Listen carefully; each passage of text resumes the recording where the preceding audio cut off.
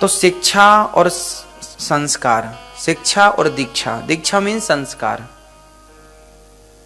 लेकिन आज शिक्षा तो रह गई, दीक्षा खत्म हो गई। आज शिक्षित तो हैं पर दीक्षित नहीं है, शिक्षा है पर संस्कार नहीं है। इसलिए शंकर जी माता पार्वती को, माता सती को लेकर कथा सुनाने गए। राम जी और सीता जी जहां बैठती हैं वहां कथा करते हैं, दोनों एक दूसरे को सुनाने लग जाते हैं। भगवान भी सुनाते हैं। हमारे यहाँ 4 ऋषि हैं, सनक, सनंदन, सनातन, सनत कुमार। ये 4 में से 3 बैठ जाते हैं, एक सुनाने लग जाते हैं। नारद जी को जहां भी समय मिलता है वो सुनाने लग जाते हैं, सुनने लग जाते हैं। या तो सुनो या तो सुनाओ। क्या आध्यात्म, भगवत चर्चा। अब हम लोगों ने सुननी छोड़ दी, सुनाना छोड़ दिया। न सुनाने के लिए आपके पास है, न सुनने के लिए है। इसलिए जरूरी है। शंकर जी गए माता सती को लेकर, कथा शुरू हुई, अगस्त्य जी ने सुनाई। एक बार त्रेता युग माही, शंभु गए कुंभज ऋषि पाही, संग सती जग जननी भवानी, पूजे ऋषि अखिलेश्वर जानी। एक बार शंकर जी माता सती को लेकर गए और अगस्त्य जी ने कथा सुनाई। अब माता सती बैठी तो रही कथा में, पर यहां वहां माता जी का ध्यान जाए, कथा सुनाई ना। शंकर जी ने बहुत कहा कि अच्छे से सुनो, ध्यान लगा के सुनो, मन लगा के। सती जी का मन नहीं लगा, और जब कथा में मन नहीं लगेगा तो समझ में कुछ नहीं आएगा, और जब समझ में नहीं आएगा तो संदेह उत्पन्न होगा, संशयात्मा विनश्यति। अब तो माता सती जब कथा पूरी सुन ली, मतलब शंकर जी सुन लिए, तो शंकर जी प्रणाम किए आचार्य चरणों को, चलो। और वो समय था त्रेता युग का। उसी समय रावण ने माता सीता को चुराया।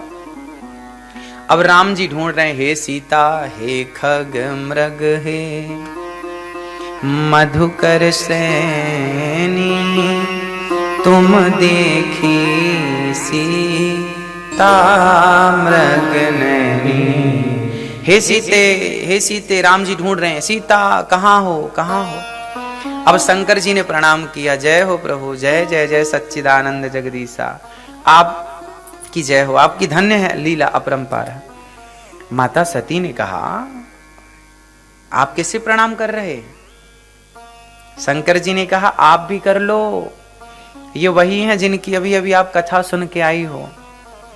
माता सती बोली, कौन है ये? शंकर जी बोली, ये भगवान है। सती जी बोली, भगवान होते तो खुद की पत्नी का पता ना लगा लेते? कहां चली गई? ये रो क्यों रहे हैं? भगवान ऐसे थोड़ी रोता है। पेड़ पौधों से पूछ रहे हैं, पशु पक्षियों से पूछ रहे हैं। शंकर जी ने समझाया, ये लीला है। अच्छा बताओ आप लोग, राम जी को पता था कि नहीं कि सीता को लेके कौन गया है? पता था? आप बताओ भैया।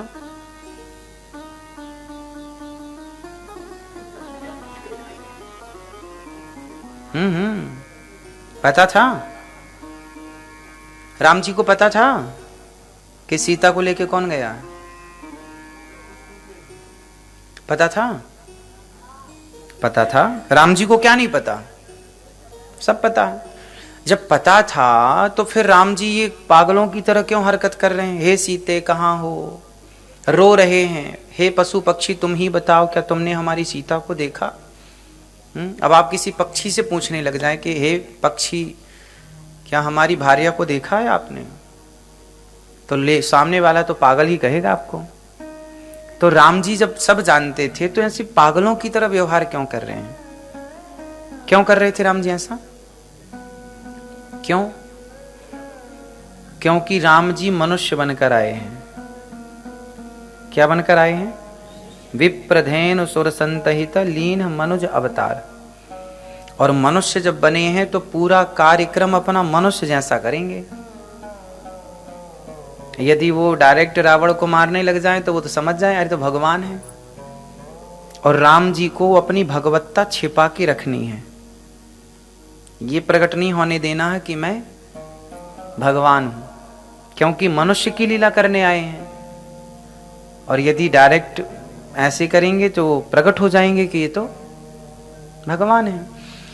अच्छा, राम जी तो सब जानते थे, लीला चल रही है, पर माता सती नहीं समझ पाई। अच्छा, माता सती को राम जी पर डाउट हो गया, संदेह हो गया, इसलिए भगवान पर संदेह बहुत लोगों को हो जाता है। जब माता सती को संदेह हो सकता है तो आपको, हमको हो जाए तो इसमें कोई आश्चर्य नहीं है। अच्छा, संदेह उन्हीं को होता है जो ध्यान से कथा नहीं सुनते। माता सती ने ध्यान से कथा सुन ली होती तो संदेह नहीं होता। कथा ध्यान से नहीं सुनी तो संदेह हो गया। इसलिए आजकल के लड़कों को, लड़कियों को संदेह क्यों होता है भगवान पर? क्योंकि ये कथा नहीं सुनते, क्योंकि ये भगवान को अपनी तरह मान लेते हैं, जैसे हम जैसे भगवान। वो ये नहीं जानते कि भगवान कौन है। भगवान मतलब सृष्टि कर्ता, जिनकी पलक झपकते ही सृष्टि हो जाती है, पलक झपकते ही सृष्टि का लय हो जाता है, संहार, ऐसे भगवान है। समस्या ये है कि आजकल के बच्चे सुनते नहीं हैं, और आप लोग भी समझाते नहीं हैं उनको, कहते नहीं हैं आप, या कहते भी होंगे तो जिस प्रकार कहना चाहिए उस प्रकार नहीं कहते होंगे। आप, माँ बाप का परम धर्म है, बेटों को बंटवारे में केवल दौलत संपत्ति मत जोड़ते रहिएगा, थोड़ा संस्कार भी बंटवारे में दीजिए। उनके हिस्से में संस्कार भी तो आए। पैसे तो खूब आ जाते हैं, संस्कार आने रह जाते हैं। तो माता सती को संदेह हुआ, शंकर जी ने बहुत समझाया, नहीं नहीं ये भगवान है, भगवान है, भगवान है। नहीं, सती जी बोले नहीं, मैं आपकी बात नहीं मानूंगी। कुछ पत्नियां पति की बात मानती ही नहीं है। शंकर जी भी उनमें से एक हैं। शंकर जी ने बहुत समझाया था, पर माता सती शंकर जी की नहीं मान रही हैं। देखो, जबकि शंकर जी तो शंकर जी हैं। और जब नहीं मानी तो शंकर जी बोले, अच्छा मत मानो, जो तुम्हारे मन पड़े करो, जो तुम्हारे मन अति संदेह हो तो तुम जाए परीक्षा ले हो। होई है सोई जो राम रचि राखा, को करि तर्क बढ़ावहि शाखा, को करि तर्क। भगवान शंकर जी ने कहा, चुप हो गए शंकर जी। समझाने वाला भी कितना समझाएगा। शंकर जी ने समझाए पर माता सती नहीं मानी, तो शंकर जी टुप्पा ही टाप हो गए। अब क्या कह रहे हैं शंकर जी? हुई है सोई। अच्छा, कोई आप किसी को समझाएं और वो ना समझे तो आप क्या करते हैं? किस पर छोड़ देते हैं? हाँ, अपना कर्म आप करो, अपना प्रयास आप करो, पर जब ना हो तो समझ लो कि ये भगवान की इच्छा है। शंकर जी ने समझाया, माता सती नहीं मानी, अब हुई है सोई जो राम रची। अच्छा, आपके चाहने से क्या होता है? कुछ नहीं, फिर आप चाहते क्यों इतना सारा?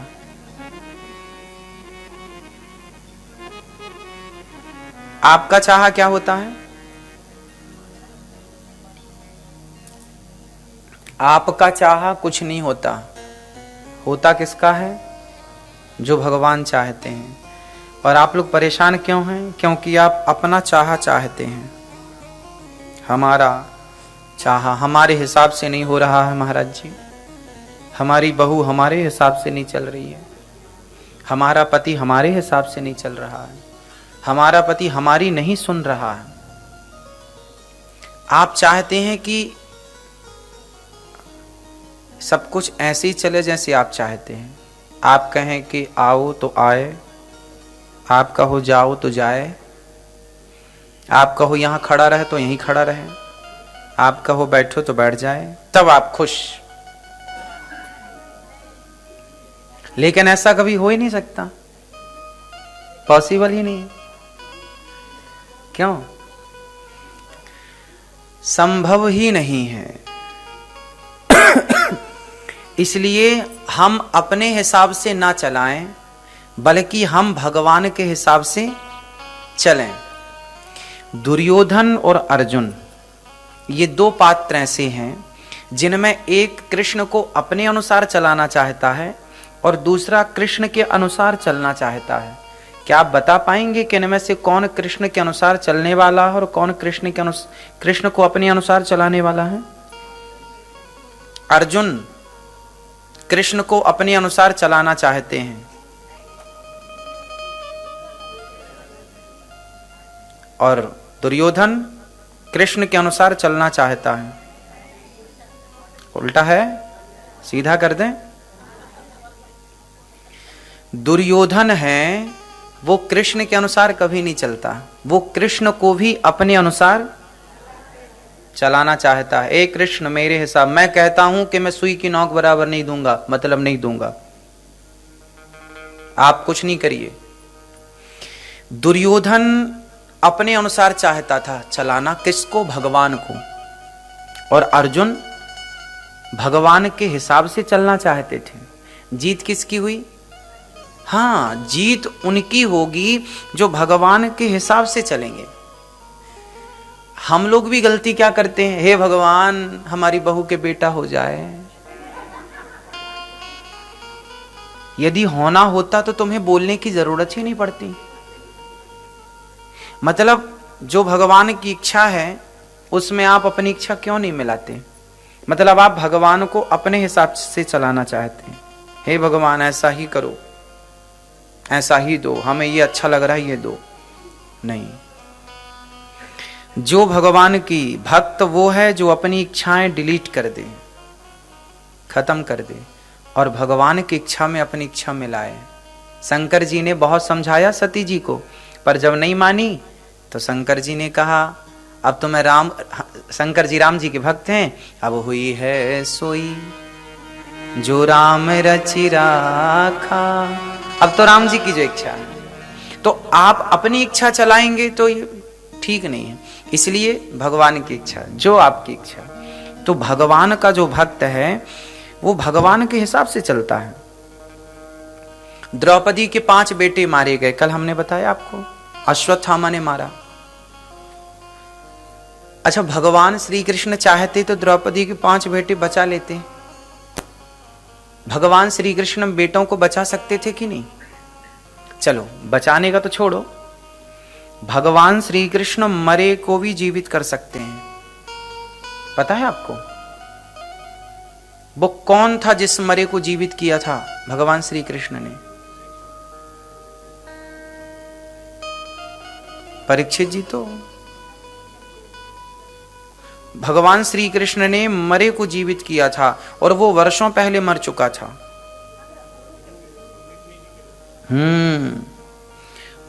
उज्जैन में रहते थे गुरु सांदीपनी जी, उनके पुत्र की मृत्यु वर्षों पहले हुई थी, मृत्यु हो चुकी थी।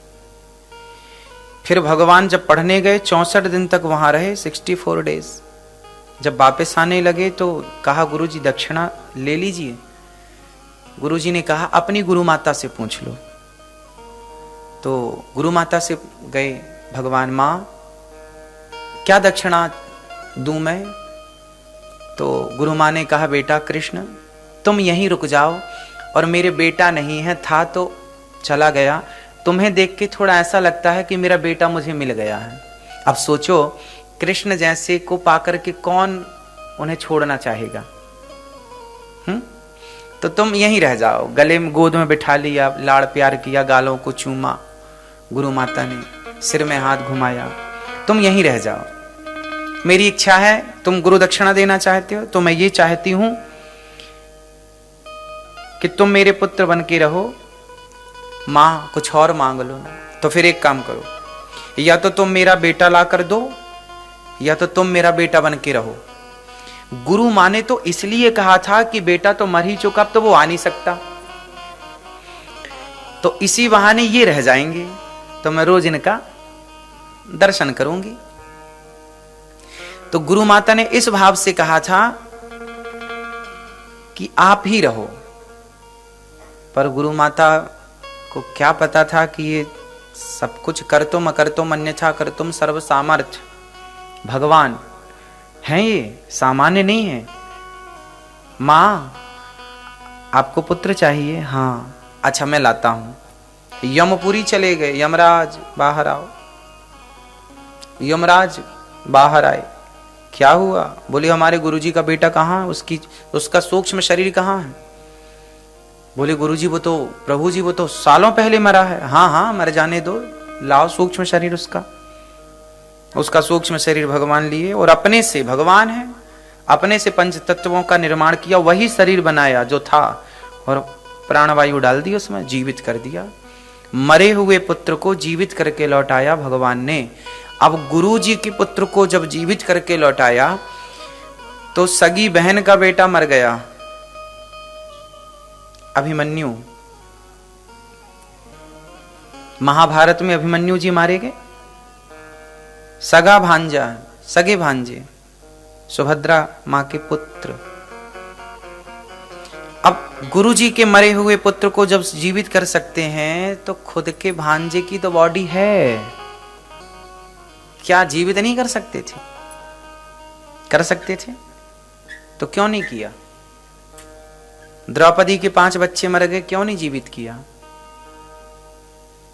क्योंकि भगवान कहते हैं मां, मैं गुरु जी के पुत्र को मैंने इसलिए जीवित किया क्योंकि वो गुरु जी के पुत्र हैं। अच्छा, गुरु जी के पुत्र के साथ 5 लोगों को और जीवित किया भगवान ने, 6 लोगों को। आप बता सकते हैं वो 6 लोग कौन हैं? भगवान ने 6 लोगों को और जीवित किया है जो मर चुके थे। पता है आपको? 6 लोग और हैं। वो 6 लोग कौन हैं? भगवान श्री कृष्ण ने 6 लोगों को और जीवित किया है जो बिल्कुल मर चुके थे, वर्षों पहले मर चुके थे, उन्हें जीवित किया। पहला तो गुरु जी के पुत्र, आपको पता ही था ये बात। इनके अतिरिक्त 6 लोग और पता है? चलो फिर सुनो। वो 6 हैं स्वयं भगवान श्री कृष्ण के सगे भाई, मतलब जिन्हें कंस ने मार दिया था। देवकी मां के 6 पुत्र। देवकी की मां के टोटल कितने पुत्र थे? 8। तो 6 मार दिए थे कंस ने। 7वें गर्भ में बलराम जी हैं, देवकी के गर्भ से रोहिणी के गर्भ में ट्रांसफर, और 8वें स्वयं भगवान हैं। तो बलराम जी और कृष्ण जी 2 तो हैं, अब बचे 6। तो 6 को कंस ने, वो सारे बच्चे जो कंस ने मार दिए थे, वो सब माता देवकी ने कहा कि कन्हैया तुम तो भगवान हो, हमारे पुत्र लौटाओ। अब देखो, वहां पर गुरु आज्ञा थी उज्जैन में, और यहां मां आज्ञा है। अब मां की आज्ञा भी कैसे टालें और वहां गुरु जी की आज्ञा कैसे टालें? तो भगवान ने देवकी मां के 6 पुत्र लौटा, जीवित किए। इसलिए भगवान की मां तो देवकी हैं, लेकिन देवकी मां का स्थान इतना श्रेष्ठ नहीं है जितना यशोदा मां का है। क्यों? क्योंकि यशोदा मां भी चाहती तो कह देती कि कृष्ण तुम भगवान हो, मुझे कुछ चाहिए तो देना पड़ता। लेकिन मां यशोदा ऐसी हैं जो कृष्ण के सिवा कुछ नहीं चाहती, और देवकी मां ऐसी हैं जो कृष्ण को पाकर भी कुछ और चाहती हैं। कृष्ण को पाने के बाद, क्या कृष्ण जैसा पुत्र पाने के बाद कुछ और पाने की चाह रह जाएगी? लेकिन मां देवकी की थी, तो भगवान ने उनके पुत्रों को लौटाया। तो भगवान चाहते हैं तो सब कर सकते हैं, चाहते तो सब कर देते, पर क्यों नहीं किया?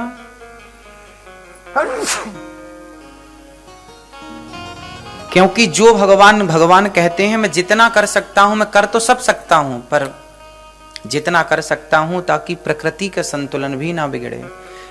यदि बहन का बेटा जीवित कर देते, सुभद्रा मां का बेटा जीवित कर देते, द्रौपदी का बेटा जीवित कर देते, तो भगवान कहते हैं द्रौपदी आने वाले युग में कोई और बहन कहती कि कन्हैया तुमने अपने बहन के बेटे को जीवित किया, क्या हम तुम्हारी बहन नहीं हैं? क्या हम तुम्हारे नहीं हैं?